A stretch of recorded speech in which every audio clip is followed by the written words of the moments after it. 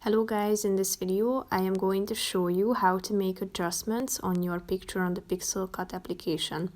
But first I just want to mention, don't forget to subscribe to my channel because at 10,000 subscribers I am going to show you my whole YouTube revenue statistics and growth strategy, how to make money online. Now let's jump into it.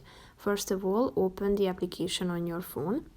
After that, tap on the create button down below and then tap on a camera at the top of the screen below the search bar and take a picture with your phone.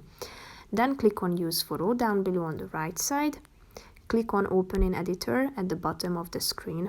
Then tap on your picture at the top and then you should slide to the right side until you find the adjust button. So click on it and here you can make adjustments in terms of the brightness of your picture. You can set it on the slide. You can also make adjustments in terms of contrast, saturation, vibrance, temperature, and tint. If you are done with these aspects, tap on the checkmark icon in the middle of the screen and then, as you can see, you are done with your picture. So that's pretty much it for this video, guys. See you in the next one. Bye bye.